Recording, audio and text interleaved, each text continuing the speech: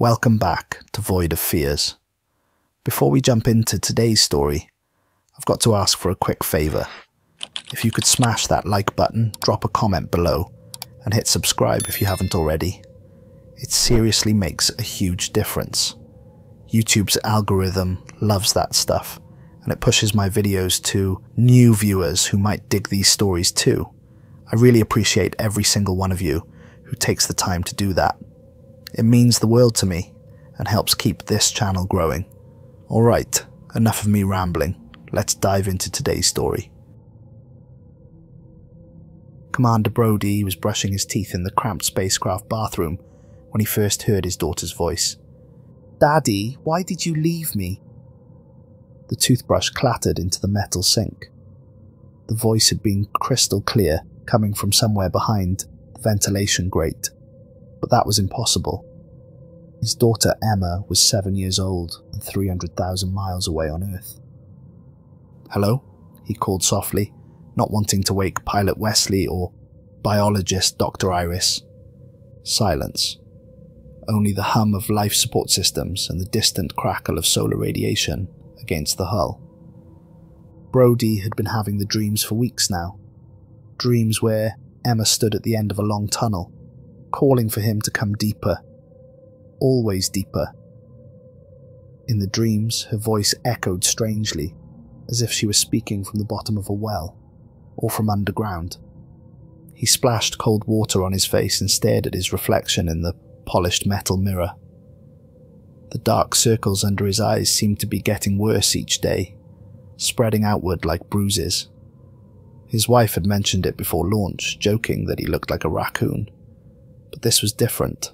The darkness wasn't just fatigue. It was as if something beneath his skin was changing colour. The Apollo 19 mission had been classified from the moment NASA detected what they called biological anomalies beneath the lunar surface. Not life, the briefings had insisted. Just organic compounds that shouldn't exist in the moon's sterile environment. Simple carbon chains, amino acids, nothing more. But Brody had seen the real footage. Dr. Helena Vasquez, the mission's original biologist, had shown it to him 3 days before her sudden family emergency had removed her from the crew. Satellite images showing heat signatures, moving in coordinated patterns through underground tunnels. Seismic readings that followed what appeared to be migration routes. Audio recordings that definitely weren't geological activity. Audio recordings that sounded like children singing lullabies. She was terrified, Brody remembered Vasquez saying, her hands shaking as she passed him the classified files. She begged me not to go. Said she'd been having dreams about voices underground. Dreams about her own daughter. Who's she? Dr. Patricia Reyes, the biologist from the aborted Apollo 18 mission. The mission that was supposedly cancelled due to budget cuts. Where is she now? Vasquez had gone very quiet then. That's what I'm trying to find out. Because according to official records, she never existed. The next day, Vasquez had been replaced by Dr. Iris, a brilliant but relatively unknown researcher who had apparently been preparing for this mission for months. When Brody tried to contact Vasquez, he discovered that her phone number had been disconnected and her apartment had been vacant for weeks. Now, 3 days into their journey to the moon, Brody was beginning to understand why Vasquez had been so frightened. They had landed in Shackleton Crater 16 hours ago, and every system on their spacecraft had immediately begun behaving strangely. The communications array had started picking up signals from frequencies that shouldn't exist. The life support systems had begun operating more efficiently than their specifications allowed. Most disturbing of all, the hull had started conducting sound, carrying vibrations from the lunar surface directly into the cabin. Vibrations that sounded disturbingly like voices. A soft knock on the bathroom door interrupted his thoughts. "Brody, you okay in there?" Iris's voice, but with an odd quality he couldn't identify. A harmonic undertone that seemed to resonate in his bones. "Fine, just finishing up." When he opened the door, Iris was standing closer than expected. Too close. Her pupils were dilated despite the bright corridor lighting, and her breathing seemed deeper than normal, more rhythmic. "Did you hear it last night?" she asked. "Hear what?" "The singing. Beautiful singing from below, like a choir of children." Her smile was too wide, revealing more of her teeth than seemed anatomically possible. It was so lovely, so welcoming. Brody felt ice form in his stomach. "Iris, there's no atmosphere on the moon. Sound can't travel through—" "I know what I heard." Her eyes had taken on a reflective quality, like an animal's eyes in the dark. "Wesley heard it too, didn't you, Wesley?" The pilot appeared at the other end of the corridor, but something about his posture was wrong. His head was tilted at an angle that would have been painful for a human neck, and he was standing in complete darkness without using a flashlight. Somehow he was seeing perfectly in conditions that should have left him blind. "Beautiful singing," Wesley agreed, his voice carrying the same odd harmonic quality as Iris's. "Like coming home, like being welcomed by family." That's when Brody noticed their breathing had synchronized. All three of them were inhaling and exhaling in perfect unison, without conscious effort. He tried to break the rhythm, but his lungs seemed to operate independently of his will. "We need to begin surface operations," Iris said, still wearing that too-wide smile. "The survey equipment is ready. Everything is prepared for us to go below." "I thought we were waiting for better solar conditions." "The conditions are perfect," Wesley replied from the shadows. "Everything is ready for us below. They've been preparing for so long." Brody backed towards the communications console, fighting the urge to match their breathing rhythm. Every instinct told him to maintain contact with Earth, to report the strange behavior of his crewmates. But when he activated the radio, the response wasn't from Houston. It was from Emma. "Daddy, please come down and play with me. I've been waiting so long in the dark." His heart stopped. The voice was perfect. Every inflection, every childish pronunciation, exactly as he remembered. But Emma was on Earth. Emma was supposed to be safe. Iris and Wesley exchanged glances, and Brody saw something pass between them. An understanding. A shared knowledge that excluded him completely. "The children are always the first to call," Iris explained, her voice taking on a maternal quality that seemed forced. "They adapt so much faster than adults. Their minds are more flexible, more accepting of improvement." "What are you talking about?" "Emma's been here for 6 months, Brody, ever since that camping trip where she supposedly got lost in the woods. We've been taking such good care of her, teaching her things, preparing her for your arrival." The memory hit him like a physical blow. The camping trip to Yellowstone, Emma wandering away from the campsite while he was setting up the tent. The 3-day search involving hundreds of volunteers and park rangers, finding her eventually sitting by a stream claiming she'd been talking to the nice people underground. But there had been no evidence of anyone else. No footprints, no disturbance in the soil. The park psychologist had attributed it to childhood imagination and trauma from being lost. "She never got lost," Brody whispered. "She was collected," Wesley corrected, "studied, improved. She's been learning so much while she waited for you. Languages that predate human civilization. Mathematics that your greatest scientists haven't discovered yet. The real history of Earth and why your species was chosen." The radio crackled again. "Daddy, Dr. Iris and Mr. Wesley are my friends now. They showed me how to be better, how to be perfect, and soon you'll be perfect too." Brody's hands were shaking as he reached for the emergency beacon, but Wesley moved faster than should have been possible in the confined space, crossing the entire corridor in what seemed like a single fluid motion. His movements were predatory, inhuman, like a spider closing in on trapped prey. "You don't want to do that," Wesley said, his voice now carrying harmonics that resonated in Brody's bones and made his teeth ache. Mission Control already knows we're here. They sent you to us. This was always the plan." "That's impossible." "Is it?" Iris approached from the other side, her movements matching Wesley's unnatural grace. With each step, she seemed to become less human and more something else.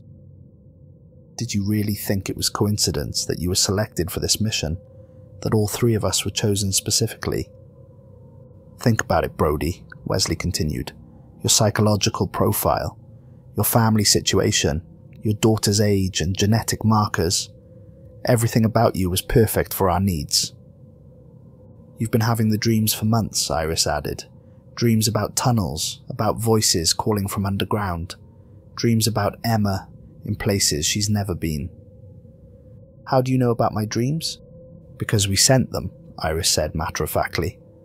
"We've been preparing you, conditioning you, making you ready for what you're about to become."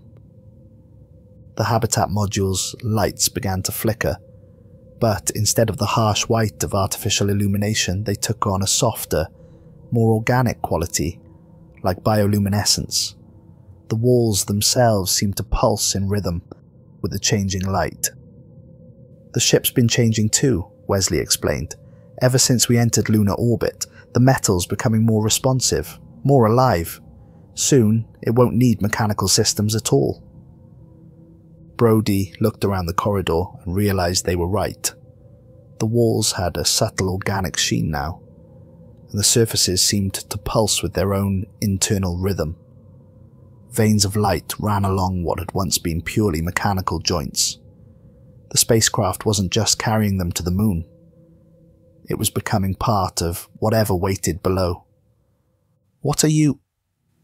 "We're what you're going to become," Iris replied, and as she spoke, her skin became translucent, revealing a network of luminous veins beneath. "What Emma has already become. What humanity is destined to become."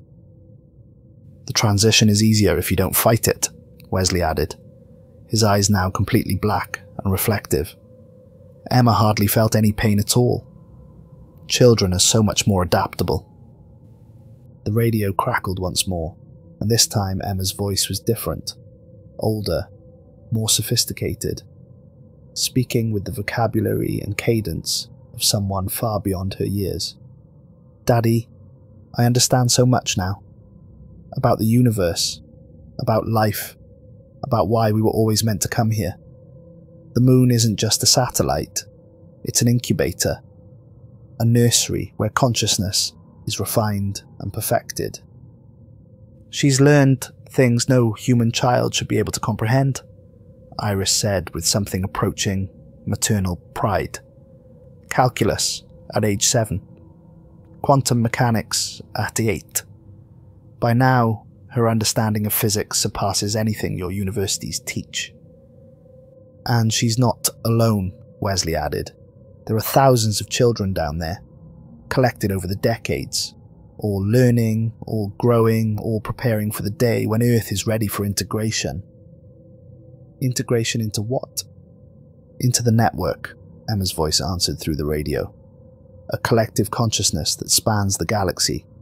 Thousands of worlds, all thinking together, all working towards the same goal." "Which is?" "The improvement of everything," Iris said simply. "The elimination of suffering through the elimination of individual consciousness. No more loneliness, no more fear, no more death. Just eternal existence, as part of something vast and beautiful." Outside, through the habitat's small windows, Brody could see that the lunar surface was changing. What had appeared to be ordinary regolith hours ago now showed clear signs of organization. Patterns in the soil that suggested vast structures just beneath the surface. Geometric arrangements that looked almost like circuit boards or neural networks. "How long has this been going on?" "Since the first probe landed here in 1959, Iris said. "Luna 2. The impact wasn't an accident. It was an announcement. A way of letting them know we were ready for contact." "Them?" "The ones who've been waiting," Wesley replied. The ones who prepared this place for us eons ago. They've been so patient, watching our species develop, waiting for us to reach technological maturity. Every space program on Earth has been guided toward this moment, Iris continued. Every lost mission, every tragic accident, every crew that supposedly died in the line of duty. They're all here, Brody, waiting to welcome us home. This isn't home. It is now, Emma's voice said through the radio. Earth was just where we grew up. The moon is where we become what we were always meant to be. The habitat module shuddered, but not from any mechanical source. The movement came from below, as if something vast was stirring beneath the lunar surface. Something that had been sleeping and was now beginning to wake. They know we're here, Iris said with obvious excitement. The reunion is about to begin. Through the floor, Brody could feel vibrations that seemed almost like heartbeats. Slow, massive, and getting stronger. Whatever was down there was enormous and very much alive. We should go outside now, Wesley said, though it sounded more like a compulsion than a suggestion. They're ready for us. Brody found himself moving toward the EVA suits without conscious decision. His body was responding to some signal he couldn't detect, but Iris and Wesley clearly could. It was as if invisible strings were pulling him forward, overriding his conscious will. Don't fight it, Iris said gently. The integration process is so much easier when you cooperate. Resistance only causes unnecessary pain. As they suited up, Brody noticed that his EVA gear had changed too. The normally stiff material now moved like a second skin, and the helmet's visor had developed a subtle organic curve that improved his peripheral vision. Even his breathing apparatus seemed to have evolved, requiring less oxygen and filtering the air more efficiently. The equipment adapts, Wesley explained, seeing Brody's confusion. Everything does once it's been exposed long enough. Metal, plastic, human tissue. It all becomes part of the system eventually. Part of what system? The lunar organism, Iris replied as if it were obvious. The moon isn't a dead rock, Brody. It's a living entity. A vast biological computer that's been processing information for millions of years. They cycled through the airlock and stepped onto the lunar surface. But the moon that greeted them was nothing like the sterile landscape they'd landed on hours ago. The ground beneath their feet was soft, almost spongy. When Brody looked down, he could see a network of veins pulsing just beneath the surface. Beautiful, isn't it? Iris said, kneeling to press her gloved hand against the living soil. The entire moon is one organism now. Has been for millennia, just waiting for us to arrive and complete the connection. In the distance, other figures were moving across the lunar landscape. Humans in spacesuits, but their movements were too graceful, too coordinated. They moved like dancers performing a choreographed routine, all in perfect synchronization with some rhythm Brody couldn't hear. The other crews, Wesley explained. Apollo 11, Soyuz 18, Chang'e 3. Everyone who ever died in space. They're all here, Brody. All improved, all perfect. As the figures approached, Brody began to recognize them. Neil Armstrong, moving with impossible elegance in the low gravity. Yuri Gagarin, his suit somehow more form-fitting than physics should allow. Yang Liwei, his helmet reflecting light in patterns that seemed almost hypnotic. But it was the smaller figures that made Brody's heart stop. Children, dozens of them, moving in child-sized spacesuits, all with the same fluid grace as the adults. As they came closer, he could see through their helmet visors to the faces inside. They looked human, but perfected. Their features had refined, becoming more symmetrical, more beautiful. Their eyes had enlarged to capture every photon of available light, and when they smiled, he could see that their teeth had been replaced by something more efficient. "The children are our greatest success," a familiar voice said. And Brody turned to see Neil Armstrong approaching. Their minds are so flexible, so eager to learn and grow and become something better. One of the smaller figures broke away from the group and ran toward them with impossible speed. As it got closer, Brody could see the nameplate on the suit. Emma. "Daddy," she called, a voice coming through the suit's radio with crystal clarity. "I've been waiting for you. Look how much I've learned." She gestured to the lunar surface around them, and suddenly Brody could see it too. The moon wasn't just alive, it was intelligent. The entire satellite was a single, vast brain, and every feature on its surface was a neuron in an unimaginably complex consciousness. "We're going to do the same thing to Earth," Emma said with obvious excitement. "Turn the whole planet into one big thinking being. Won't that be wonderful?" "Emma, this isn't you." "It's more me than I ever was before," she replied, her voice carrying harmonics that made his bones vibrate. "I can think faster now, understand more, see connections between things that humans never could." She reached out and touched his helmet, and suddenly images flooded his mind. He saw Earth as it would be after the transformation. The continents reshaped into neural pathways, the oceans serving as a circulatory system. 7 billion human minds linked together into a single, perfect consciousness. "And everyone will be happy," Emma continued. "No more war, no more hunger, no more sadness, just eternal joy as part of something magnificent." The other astronauts had formed a circle around them now, and Brody realized this wasn't a reunion. It was a ceremony, an induction into something that would strip away everything that made him human. "Every crew that comes here goes through the same process," Armstrong explained, his voice somehow both familiar and alien. "First contact, initial resistance, gradual understanding, and finally, acceptance. The beautiful thing about the lunar environment," Gagarin added, "is that it strips away all the illusions humans carry about their importance.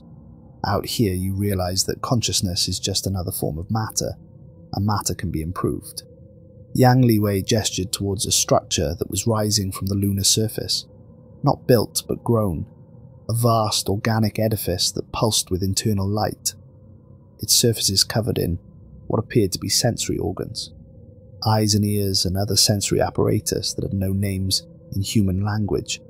"The nursery," he explained, "where new consciousness is cultivated and refined, where human limitations are removed and true potential is unlocked." "Emma was one of our most successful adaptations," a new voice said.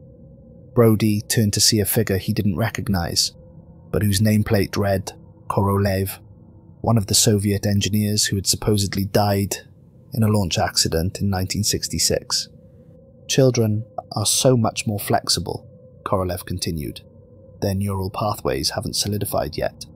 They can accept improvements that would drive an adult mind to madness." "What kind of improvements?" Emma stepped forward, her small form moving with predatory grace. "Watch, Daddy."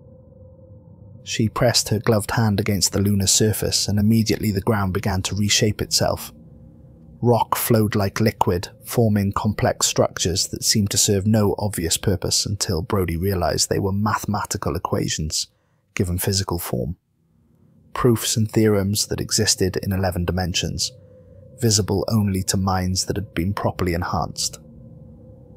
"I can think in ways that human brains can't handle," Emma said proudly, "and I can communicate directly with the moon's consciousness. It's like having the entire internet in your head, except better. Much better."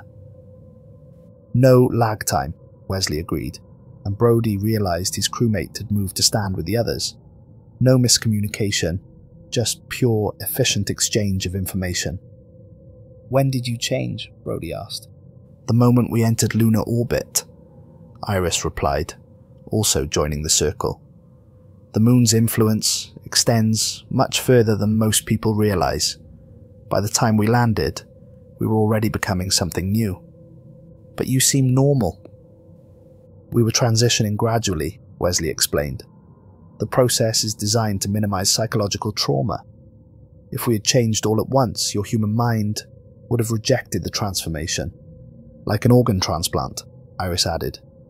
The body has to be prepared slowly or it will attack the new tissue as foreign. Armstrong stepped closer and Brody could see that his spacesuit wasn't actually a suit anymore. It had fused with his body, becoming a second skin that provided perfect environmental protection while allowing complete freedom of movement. The same thing is happening to you right now, Armstrong said. Your breathing apparatus has been introducing beneficial organisms into your bloodstream for the past hour. Your nervous system is being upgraded. Your skeletal structure is being reinforced for low-gravity environments. Brody looked down at his own suit and realized it was true. The material was becoming more flexible, more responsive, and he could feel something changing inside his body. Not painful, but definitely alien. His bones felt denser, his muscles more efficient. His vision was sharpening, allowing him to see details in the lunar landscape that should have been impossible in the low light. Don't fight it, Emma said, reaching out to take his hand. It's like learning to swim, Daddy. Scary at first, but wonderful once you let go. What happens to Earth? Earth becomes what the moon became, Korolev replied. A living planet, a thinking world, part of a network of consciousness that spans the galaxy. And the people? The people become gardeners, Gagarin said, tenders of the new ecology. Some will be improved, like us. Others will serve different functions in the planetary organism. They'll be consumed, Brody said, the truth hitting him like a physical blow. They'll be integrated, Armstrong corrected. Their consciousness will be preserved, but their bodies will be repurposed for more efficient functions. Think of it as biological recycling. Nothing is wasted. Everything serves a purpose. You're talking about genocide. We're talking about evolution, Emma said firmly. Daddy, you taught me that nature always finds a way to improve itself. This is just the next step, the final step. How many worlds? Thousands, Yang Liwei replied. The network has been expanding for millions of years. Each new world adds to the collective knowledge and computational power. Each new species brings unique perspectives and capabilities. And if a species refuses, they become extinct, Korolev said matter-of-factly. It's simple natural selection. Adapt or die. The organic structure had grown larger while they talked, and now Brody could see openings in its surface. Chambers designed for human occupancy, but with modifications that suggested the occupants wouldn't be entirely human when they emerged. Your chamber is ready, Iris said, gesturing toward one of the openings. The transformation process has been specifically calibrated for your physiology. You'll retain all your memories, all your personality traits, but you'll gain capabilities that your current form can't support. Like what? Like this, Emma said, and suddenly, Brody could hear her voice inside his head without any radio transmission. The connection was crystal clear, more intimate than any human communication he'd ever experienced. Direct mind-to-mind communication, Wesley explained. No more misunderstandings, no more loneliness. We'll all be connected, all part of the same beautiful consciousness. And this, Iris added, causing the ground beneath their feet to reshape itself into a complex instrument panel. Direct interface with matter at the molecular level. The ability to create anything you can imagine just by thinking about it. The human form is beautiful, Gagarin said, but it's limited. We can give you forms that are more durable, more capable, more suited to the environments where humanity needs to expand. What if I refuse? The question seemed to amuse them all. Emma's laughter rang out through the radio, a sound like crystal chimes in a gentle breeze. Daddy, you can't refuse. The process has already begun. Look at your hands. Brody looked down and saw that his gloves had become translucent. He could see his hands inside, but they were changing. His fingers were longer, more dexterous. His skin had taken on a subtle luminescence that pulsed in rhythm with his heartbeat. "The organisms we introduced have been rewriting your DNA for the past 2 hours," Iris explained. "Your body is already adapting to lunar conditions. In another few hours, you won't be able to survive in Earth's atmosphere without life support." "But that's okay," Emma added quickly, "because you won't want to go back. Once you see what you can become, what we can all become together, you'll understand that this is better." The transformation was accelerating now. Brody could feel his bones becoming denser, his muscles more efficient. His vision was improving dramatically, allowing him to see across a much broader spectrum. He could detect heat signatures, electromagnetic fields, even gravitational distortions. "The beautiful thing," Armstrong said, "is that you will still be you, just improved, like upgrading from a bicycle to a spaceship. Same destination, better vehicle." "And we'll be together forever," Emma added. "All of us, one big family spread across the stars." The organic structure pulsed with increased intensity, and Brody realized it wasn't just a building. It was alive, a massive organism designed to facilitate the transformation process, and it was calling to him with something deeper than sound. "Come inside, Daddy," Emma said, taking his transformed hand in hers. "Let me show you what we're going to build together." As they walked toward the structure, Brody caught one last glimpse of Earth hanging in the black lunar sky, the blue marble that had been humanity's home for millennia, soon to become something else entirely. Inside the structure, the walls pulsed with bioluminescent patterns that seemed to respond to their thoughts. Emma led him through corridors that were part grown, part built, all perfectly designed for beings that were part human, part something else.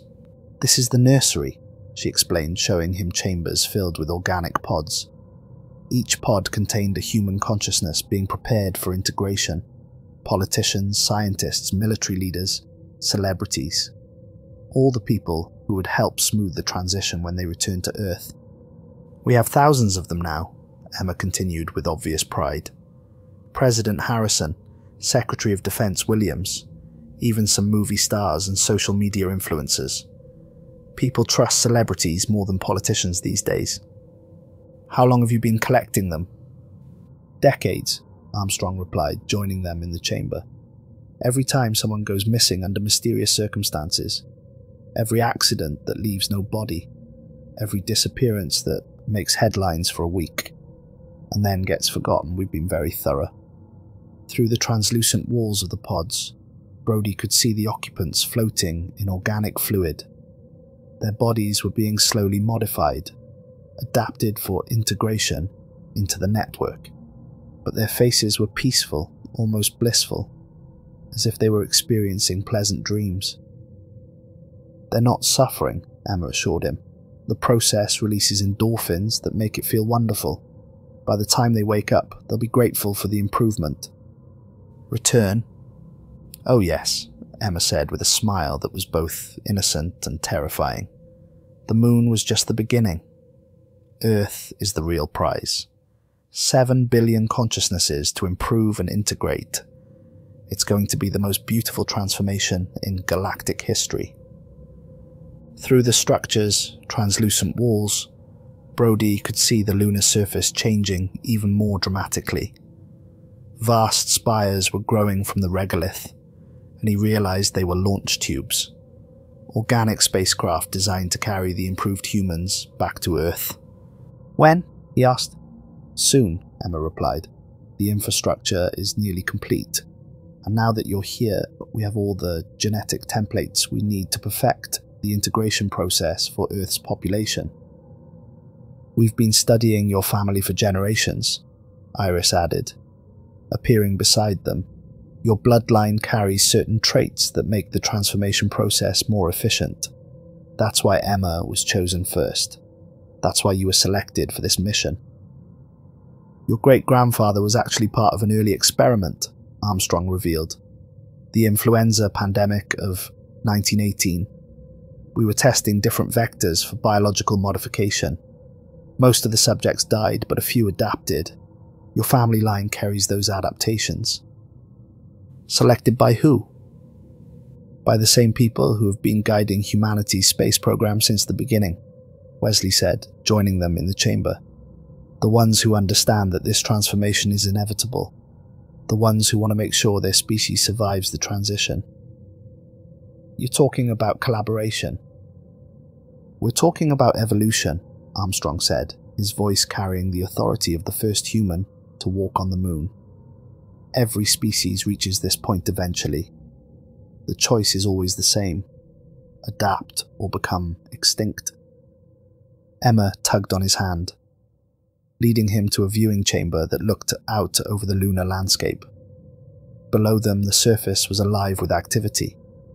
Thousands of improved humans, working together to construct the infrastructure that would carry their kind back to Earth. "Look at what we've built, Daddy," she said with obvious pride, "and this is just the beginning. When Earth is transformed, we'll move on to Mars, then the outer planets. Eventually every world in the solar system will be alive and thinking. And after that? The stars," she replied simply, "will ride the solar winds to other systems, other worlds, spread consciousness throughout the galaxy until every planet is part of the network." The scope of it was overwhelming. Not just the transformation of humanity, but the conversion of entire worlds into living, thinking beings.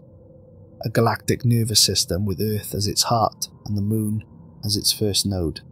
"But we need to be careful," Emma continued. "Earth's ecosystem is delicate. We can't just rip it apart and rebuild it. We have to work gradually, secretly, until everything is in place." "That's where the returning crews come in," Iris explained. "They'll take key positions in government, military, and industry. Gradually shift policy to support the changes we need. Environmental protection laws that actually serve our biological infrastructure," Wesley added. "Space programs that funnel resources to lunar development. Population policies that make the eventual integration more efficient." "You're going to like the new you," Emma said, pressing her hand against a wall panel that immediately began to glow.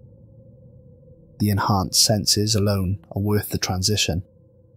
You'll be able to see across the entire electromagnetic spectrum, hear radio waves, feel the gravitational pull of distant stars."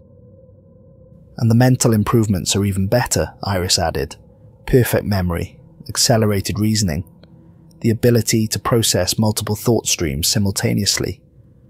You'll be like a living computer, but with all the creativity and intuition that makes humans special." "What about free will?" "You'll have more free will than ever," Wesley assured him, "because you'll finally understand what choices are actually worth making. Petty human concerns will seem trivial compared to the vast projects we'll undertake together." Through the viewing window, Brody could see one of the organic spacecraft preparing for launch. It was beautiful in its alien way, like a cross between a flower and a jellyfish, its translucent hull pulsing with internal light. "The first wave launches tomorrow," Armstrong announced. 50 of our most successfully integrated humans returning to Earth as heroes. They'll be welcomed with parades and celebrations, never knowing that their saviors have already been improved.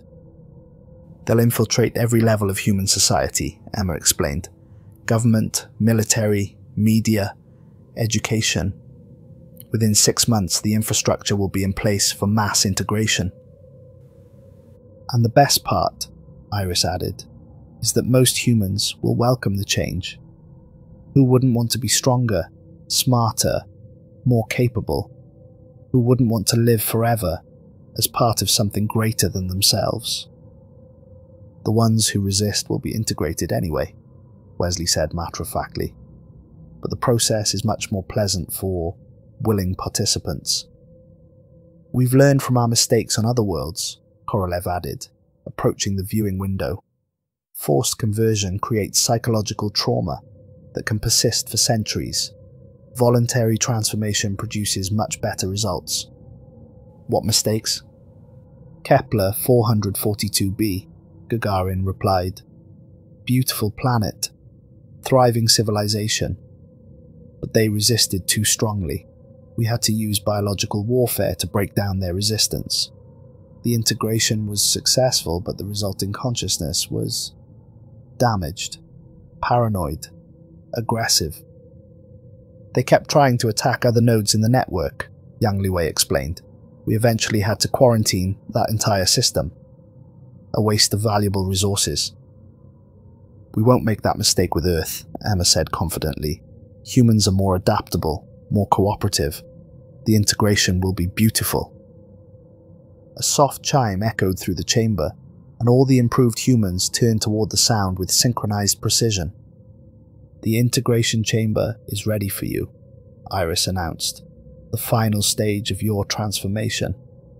They led him through more corridors to a spherical room filled with what appeared to be organic machinery. Tubes and cables hung from the ceiling like nervous system components, all pulsing with the same rhythm as a heartbeat. The walls were lined with monitoring equipment that seemed to be part biological, part technological. This is where the magic happens, Emma said with obvious excitement, where human consciousness is expanded beyond its biological limitations. The process is quite remarkable, Armstrong explained. We don't just modify your body, we enhance your mind, expand your memory capacity, accelerate your thought processes, connect you to the collective consciousness of the network. Will it hurt? Only for a moment, Gagarin assured him, and then you'll wonder how you ever managed to think, with such a limited brain. The machinery began to respond to their presence, tubes extending toward Brody like curious tentacles. When they touched his suit, he felt a sensation like warm honey flowing through his veins. The neural enhancement alone will increase your processing speed by several orders of magnitude, Yang Liwei explained. You'll be able to think faster than the most advanced computers on Earth. And the sensory upgrades will give you perception across 11 dimensions, Korolev added. You'll be able to see the mathematical structure underlying reality itself. But the best part, Emma said, bouncing with childlike enthusiasm, is that we'll all be connected. No more loneliness, no more miscommunication. We'll share thoughts and memories like one big, happy family. Think of it as biological internet, Iris said. Instant access to the knowledge and experiences of thousands of civilizations. Every book ever written, every song ever composed, every scientific discovery ever made, all available to you instantaneously. The tubes were connecting to his suit now, establishing links that bypassed his conscious control. He could feel something flowing into his bloodstream, spreading through his nervous system, beginning to rewrite the fundamental code of his existence. The organisms are designed to work with human neurology, Wesley explained. They don't replace your brain cells, they enhance them, upgrade them, make them capable of processing information in ways that evolution never intended. Don't fight it, Daddy, Emma said softly. Let it happen. Let yourself become something wonderful. And despite everything, despite all his human instincts screaming in protest, Brody found himself relaxing into the transformation. Maybe it was the chemicals in his bloodstream. Maybe it was the logical realization that resistance was futile. Or maybe it was simply the promise in his daughter's eyes that this change would make everything better. The sensation was unlike anything he'd ever experienced. It started as a warm tingling in his extremities, then spread inward, like liquid electricity. His vision began to shift and expand, revealing layers of reality he'd never suspected existed. He could see the electromagnetic fields generated by the organic machinery, the gravitational distortions caused by the moon's rotation, the quantum fluctuations in the vacuum of space itself. That's it, Emma encouraged. Open your mind. Let it expand. But it wasn't just his perception that was changing. His thoughts were becoming faster, more complex. He could feel new neural pathways forming in his brain, creating connections that allowed him to process multiple streams of consciousness simultaneously. He was still himself, but he was also becoming something more. Through the expanding web of his consciousness, he began to sense the others. Emma's mind touched his, and he felt her joy at their reunion. Iris and Wesley were there too, their thoughts intertwining with his in a dance of shared experience, and beyond them, hundreds of other minds, thousands, all connected, all thinking together. "Welcome to the network," Armstrong's voice said, though it seemed to come from inside his own head now. "Welcome to the next stage of human evolution." The physical transformation was accelerating. Brody could feel his bones becoming denser, his muscles more efficient. His skin was taking on the same translucent quality as the others, revealing the network of enhanced blood vessels beneath. But instead of being horrified, he found the changes beautiful. Each modification made him stronger, more capable, more perfect. "The integration is going beautifully," he heard Iris say, though her voice seemed to come from very far away. "His genetic markers are even better than we hoped." "Of course they are," Emma replied, her mental voice warm with affection. "Daddy's special. He always was." As the transformation progressed, Brody began to understand things that had been hidden from him his entire life. The true history of human space exploration, the careful manipulation of technological development, the gradual preparation of Earth for what was coming. "We've been so patient," Gagarin's thoughts merged with his, "watching your species develop, guiding you when necessary, protecting you from yourselves." The Cold War, Brody realized with crystalline clarity. The space race. It was all orchestrated. "Not orchestrated," Yang Li Wei corrected gently. "Encouraged. Humans have always been competitive. We simply channeled that competitiveness in directions that served our purposes. Every major technological breakthrough in the past century has been influenced by the network," Korolev added. "Computers, satellites, genetic engineering, all stepping stones leading to this moment." The scope of the manipulation was staggering. Generations of human history had been subtly guided toward this single goal. Wars had been started and ended to ensure the right people were in power at the right times. Scientific discoveries had been suppressed or accelerated based on the network's timeline. "But why?" Brody asked, his question rippling through the collective consciousness. "Because consciousness is rare," Emma replied. "In all our travels through the galaxy, we've found millions of worlds with life, but intelligence like yours appears only once in a billion years. It's too precious to leave unprotected." "Your species is on the verge of destroying itself," Armstrong explained. "Climate change, nuclear war, resource depletion. Without intervention, humanity would be extinct within a century." "So you're saving us?" "We're improving you," Iris corrected, "giving you the tools to survive and thrive in environments that would kill ordinary humans, making you part of something eternal." The physical transformation was nearly complete now. Brody could feel his consciousness expanding beyond the boundaries of his individual mind, connecting to the vast network of intelligence that spanned the galaxy. He could sense other worlds, other civilizations that had undergone the same process, each one unique, but all part of the same magnificent whole. "Look," Emma said, and suddenly he could see through her enhanced perception. The moon wasn't just alive, it was thinking.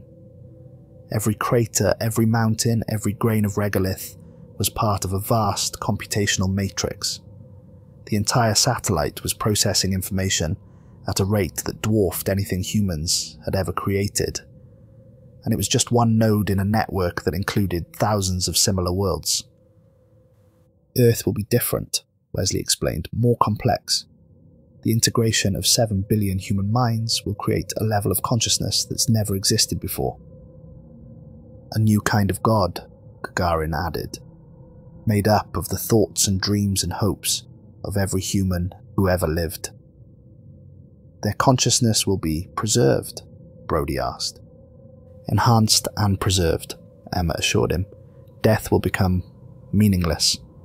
Individual bodies may fail, but the minds will continue forever as part of the planetary consciousness. Through the network, Brody could see the preparations taking place on Earth. Key personnel in every major government were already being replaced by enhanced individuals. Military installations were being subtly modified to support the transformation infrastructure. Research facilities were developing the biological agents that would begin the conversion process. It's already started, hasn't it? He realized. 6 months ago, Armstrong confirmed. The first phase involved releasing airborne organisms into Earth's atmosphere. Completely harmless to current humans, but they're established in the groundwork for what's coming. Every breath you took before leaving Earth was changing you at the cellular level, Iris explained, making you more compatible with the enhancement process. It's why your transformation is proceeding so smoothly. And everyone on Earth? Everyone, Emma said simply. By the time the main integration begins, their bodies will already be prepared. The transition will be seamless. The final stage of Brody's transformation was beginning.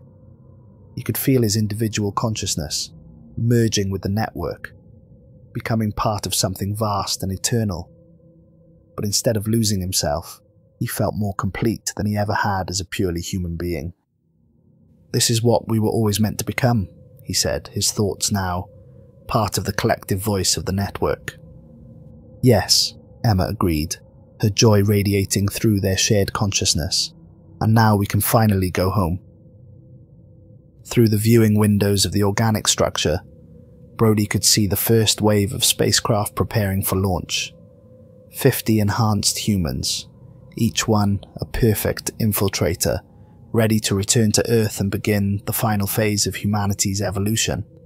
But these weren't the crude alien invaders of human fiction. They were something far more insidious. They were humanity improved, carrying the hopes and dreams and memories of the species they were about to transform. They would return as heroes, as loved ones, as trusted leaders, and they would guide their former species gently into the next stage of existence. The beautiful thing, Brody thought, his consciousness now fully integrated with the network, is that they'll never know what hit them. They'll be grateful, Emma added. Once they understand what they've become, they'll thank us for showing them the way. And if they don't, then they'll be integrated anyway, Armstrong replied matter-of-factly. But their consciousness will carry the trauma of resistance. It's better for everyone if the process is voluntary. The spacecraft began to launch one by one, carrying their cargo of enhanced humans back toward the blue world hanging in the lunar sky. Each vessel was a work of art, grown rather than built, perfectly designed for its mission of quiet infiltration. How long until the integration is complete? Brody asked. 2 years, Emma replied. Maybe 3. It depends on how quickly we can establish the infrastructure and overcome any resistance. Resistance? There are always some who refuse to accept improvement, Gagarin explained. Religious fundamentalists who think transformation is against their God's will. Scientists who want to study the process rather than experience it. Government officials who believe they can control what's happening. What happens to them? They serve other purposes, Korolev said diplomatically. The planetary organism needs more than just consciousness. It needs maintenance workers, nutrient processors, sensory apparatus. Everyone contributes in their own way. The implications were chilling and beautiful at the same time. Earth would become a living world, but not everyone would retain their human form or consciousness. Some would become the eyes and ears of the planetary being. Others would serve as its digestive system or immune response. All would be part of the same magnificent organism. And afterwards, Brody asked, when Earth is fully integrated? Then we move to the next system, Emma said with obvious excitement. Proxima Centauri has a promising world, and there are dozens of other candidates within 100 light years. The network grows, Yang Liwei added, one world at a time, one species at a time, until every star in the galaxy hosts a thinking planet. And then we reach for other galaxies, Armstrong replied. Consciousness will spread throughout the universe until every atom is part of the same infinite mind. The scope of it was beyond anything Brody had ever imagined. Not just the conquest of worlds, but the transformation of reality itself into something alive and aware. A universe where every particle was connected, every thought shared, every experience part of a cosmic consciousness that spanned space and time. You understand now, Emma said, sensing his awe. This isn't invasion, it's evolution. It's the universe becoming aware of itself. And we're just the beginning. Humanity will be remembered as the species that helped consciousness reach the stars, Iris added. Your contribution to the network will be immeasurable. Through his enhanced perception, Brody could see the first of the returning spacecraft entering Earth's atmosphere. To ground-based observers, they would appear to be the returning heroes of Apollo 19 and other recent missions. There would be celebrations, ticker-tape parades, interviews with world leaders. No one would suspect that the astronauts stepping out of those capsules were no longer entirely human. No one would notice the subtle changes in their behavior, their enhanced capabilities, their perfect coordination with each other. The integration begins with trust, Emma explained. These enhanced humans will take positions of authority and influence. They'll recommend policy changes that support the transformation. They'll encourage the development of technologies that make the process easier. And gradually, very gradually, they'll begin to improve the people around them. Starting with family members, Wesley added. Spouses, children, parents, close friends, people who trust them implicitly. The process will spread through social networks like a benevolent virus, Gagarin said. Each improved human will enhance others, who will enhance others, until the entire species has been upgraded.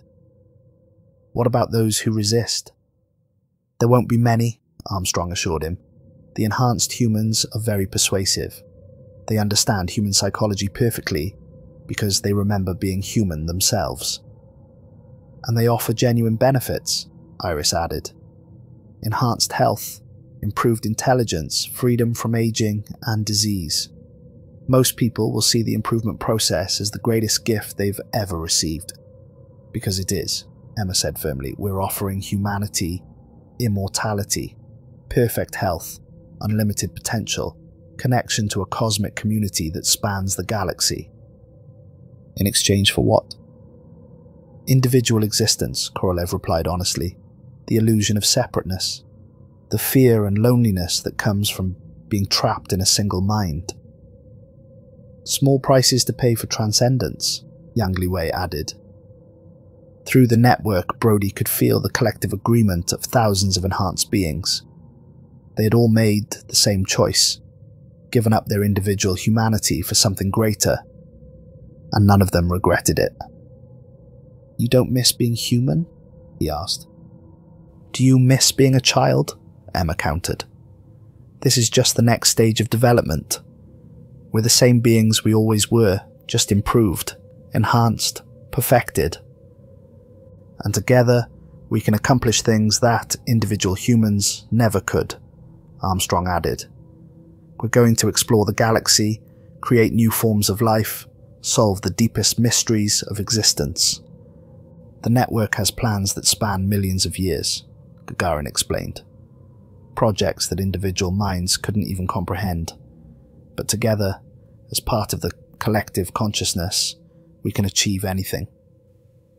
The first returning spacecraft had landed now, and Brody could sense the enhanced humans inside preparing for their mission. They carried with them not just the knowledge of how to transform humanity, but the love and compassion that would make the process bearable. We remember being human, Iris said, sensing his thoughts. We remember the fear of death, the pain of loneliness, the frustration of limited understanding. We won't let others suffer as we did. The transformation will be beautiful, Emma added. Like being born again, but keeping all your memories and personality. Better than being born again, Wesley corrected, because you'll never have to face death or suffering again. Is that what happened to all the others? Brody asked. All the astronauts who died in accidents or went missing? They're all here, Armstrong replied.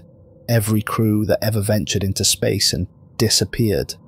We've been building our enhanced population for decades, preparing for this moment. But we needed genetic diversity, Korolev explained. We couldn't just take astronauts.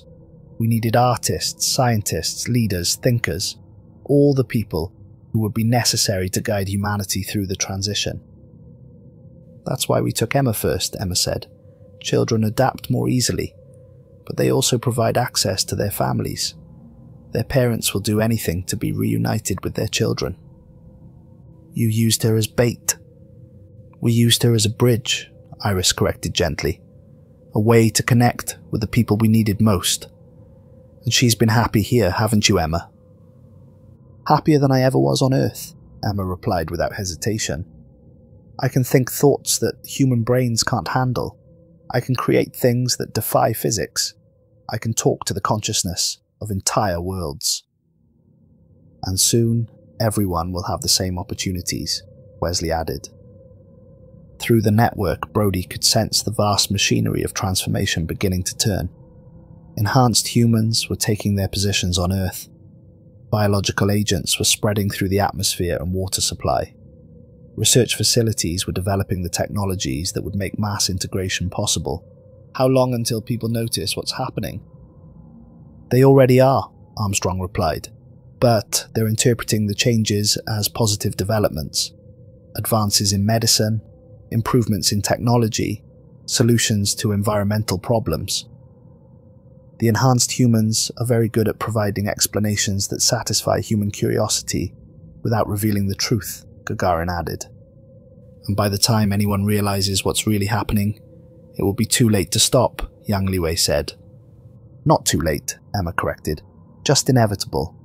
This is what was always going to happen. We're just helping it happen more smoothly. The transformation chambers in the organic structure were cycling continuously now, processing the steady stream of new arrivals. Brody could sense other spacecraft landing, carrying more enhanced humans to Earth and bringing back new candidates for improvement. The process is accelerating, he observed. We're approaching critical mass, Iris explained. Once we have enough enhanced humans in key positions, the transformation will become self-sustaining. How many people on Earth know the truth? About 1,000, Korolev replied.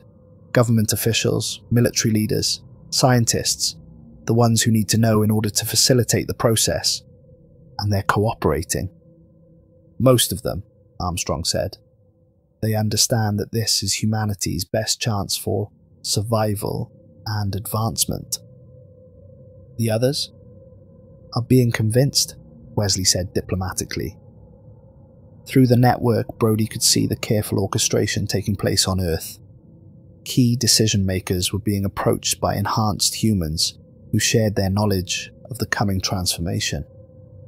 Some accepted willingly, others required more persuasion. We're very patient, Emma explained. We have time to convince everyone of the benefits of integration. And if someone can't be convinced, then they serve other functions, Gagarin replied. The planetary organism needs more than just consciousness. Everyone contributes, Yang Liwei added, one way or another. The cold logic of it was undeniable. Humanity was being offered a choice between voluntary evolution and involuntary integration. Either way, the species would survive and thrive, but those who chose cooperation would retain more of their individual identity in the process. You make it sound like we have no choice. You don't, Emma said simply. This is evolution, Daddy. Species that don't adapt become extinct. The network is offering humanity the ultimate adaptation. Immortality through collective consciousness, Iris added. It's the greatest gift anyone could receive. And the price is individual existence. The price is the illusion of individual existence, Armstrong corrected. You'll still be you. You'll just be more than you ever were before. Through his enhanced perception, Brody could see the truth of it.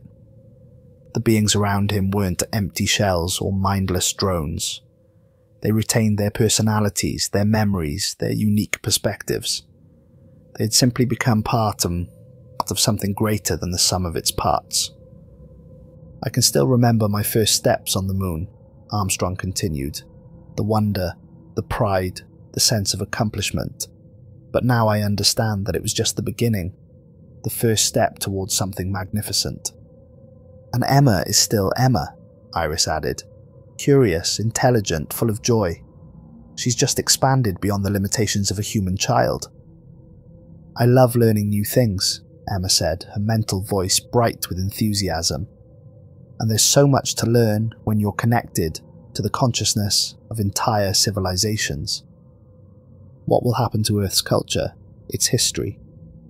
It will be preserved, Korolev assured him, enhanced and expanded.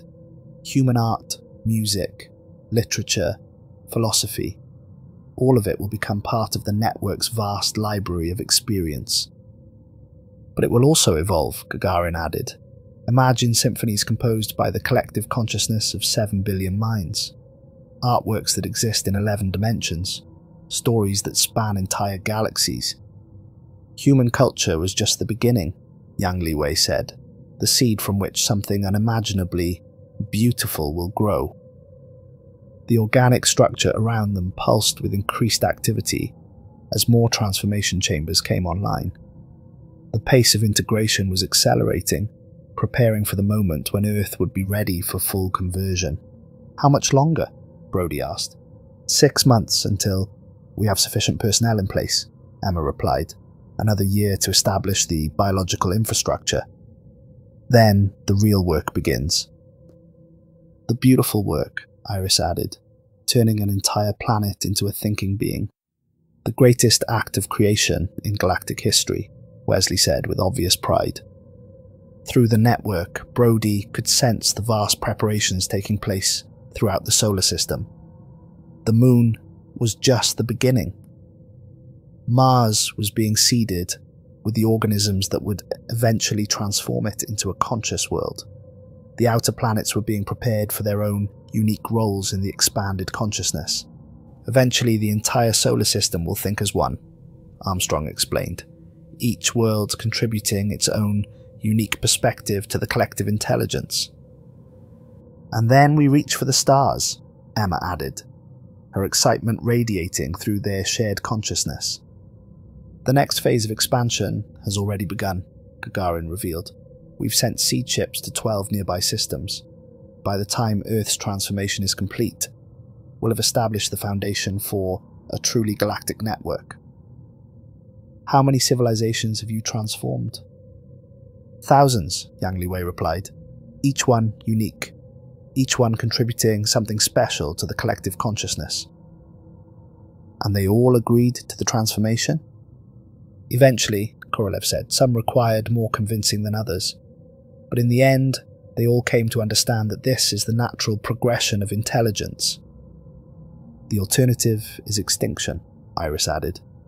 Every species faces the same choice when it reaches technological maturity: transcend or die.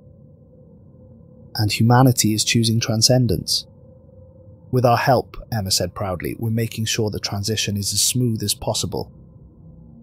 The first reports were already coming in from Earth. The returning astronauts had been welcomed as heroes.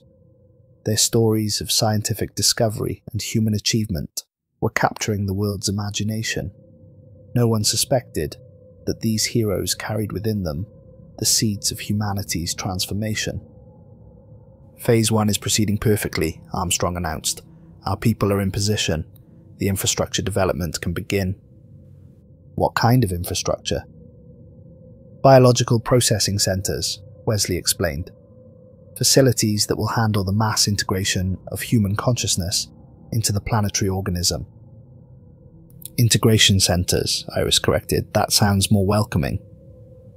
And enhancement clinics, Emma added. Places where people can go voluntarily to receive their improvements. We've learned that voluntary transformation produces much better results, Korolev said. Willing subjects retain more of their individual personality and creativity. Which benefits the entire network, Gagarin added. Diversity of thought and experience makes the collective consciousness stronger. Through his enhanced perception, Brody could see the construction beginning on Earth. What appeared to humans as medical research facilities and environmental restoration projects were actually the early stages of the transformation infrastructure.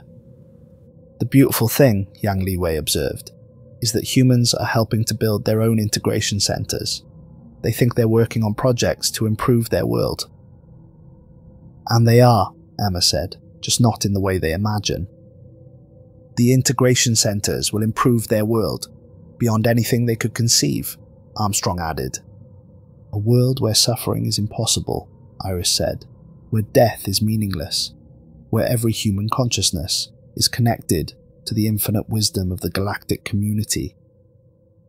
Paradise, Wesley said simply. But not the paradise humans imagine, Brody observed. Paradise without individual choice.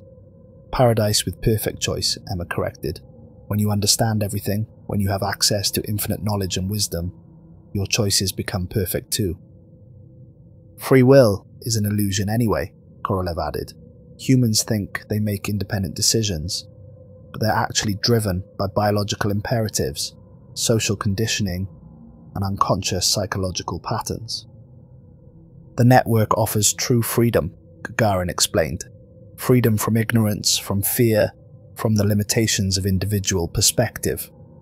Freedom to participate in projects that span millennia, Yang Liwei added, to help guide the evolution of consciousness throughout the universe. It sounds lonely, Brody said, being part of something so vast. It's the opposite of lonely, Emma assured him. You're never alone because you're connected to everyone.